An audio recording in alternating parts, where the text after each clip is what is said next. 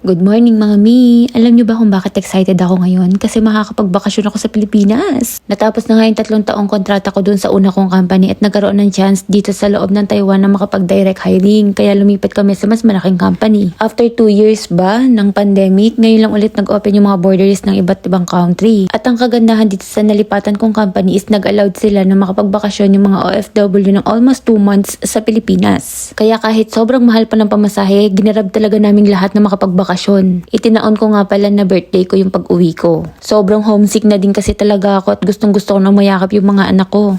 At guess what? Wala talaga may alam na uuwi ako. Bali isang 23 kilo lang talaga yung dinala kong luggage kasi magkukommute lang ako pa uwi hanggang dun sa bahay namin. Hindi na ako nagpasundo kasi gusto ko talagang makita yung mga reaksyon nila sa biglaang pag-uwi ko. Sinabi ko lang pala dun sa coworker ko kung anong date pala yung gusto kong pag-uwi. Hindi ko nga pala na-request na umaga yung kuning flight sa akin. Hapon tuloy yung flight ko. 1:35 yung departure namin dito sa Taiwan. Then mga 3:30 kami makakarating doon sa Manila. Pinapasok na nga kami sa loob ng eroplano. China Airlines nga pala yung kinuha sa akin ticket. 19,000 new Taiwan dollar nga pala yung pamasahe ko nito pag uwi. Round trip naman na yun. Siguro mga nasa around 35,000 sa peso. Wala nga masyadong pasahero ang eroplano ngayon. Siguro nasa mga 20 katao lang kami nasakay ngayon. Hindi ko alam kung anong trip nung check-in officer na nagbigay sa akin ng seat number. Tinanong niya kasi ako kung gusto ko daw sa window seat. So sabi ko, oo.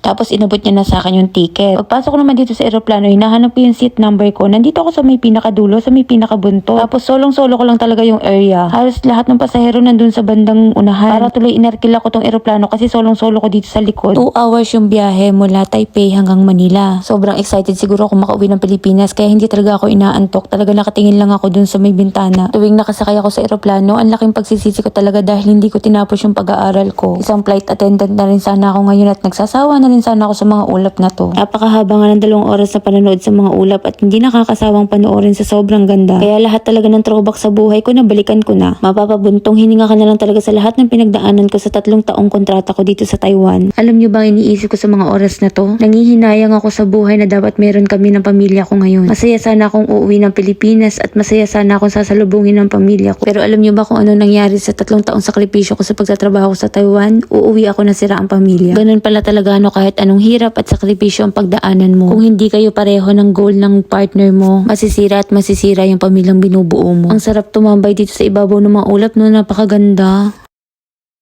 Good afternoon, dear passengers. This is your captain speaking.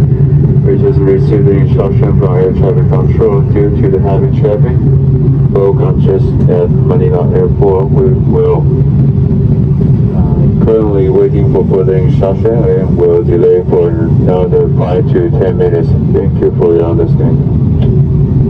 At ayun na nga, nag-announce na nga yung pilot na madidelay kami ng landing. 10 to 15 minutes daw kami madidelay. Pero my God, around 5 PM na yata kami nakapag-landing. Nagpaikot-ikot talaga kami sa Himpapawid. Halos mahilo-hilo na talaga ako. Pero masarap naman sa pakiramdam. Only in the Philippines talaga. Pati ba naman sa Himpapawid at sa paglapag ng eroplano, natatraffic. And this is it. Natatanong ko na ang Manila. My God, sobrang saya talaga. Naluluha-luha pa talaga ako niyan nung natatanong ko na papalapag na yung eroplano. Ang sarap-sarap talaga sa feeling pag nakikita mo na yung lupang hinirang mo, no? Ganito pala talaga ang feeling ng isang OFW na uuwi ng Pilipinas, no? Parang kailan lang excited na excited ako umalis ng Pilipinas at makapunta sa ibang bansa. Hindi ko pa rin ma-imagine na ganito yung senaryo ng pag-uwi ko, yung sobrang lungkot. Tapos walang sumusundo. Ibang-iba sa expectation ko nung umalis ako. Alam mo yung feeling na sobrang saya mo pero parang may pasan-pasan kang napakabigat sa likod mo. Yung feeling ko dyan para ako nawawalang bata na hindi ko alam kung saan ako pupunta. Tapos alam nyo ba, paglabas ko ng airport at nakita ko yung signage na welcome to Manila, doon talaga tumulo ang luha ko at habag na habag ako sa pag-iyak. Biyahe nga lang ako niyan. Paglabas ko ng airport, sumakay ako ng taxi papunta dun sa terminal ng bus. Tapos nagbus ako pauwi ng Tagaytay. Tapos pagdating ko ng Tagaytay, nag-tricycle lang ako pauwi dun sa bahay namin. Pasado alas 8 na nga ako nakarating ng bahay at sobrang lakas talaga ng ulan.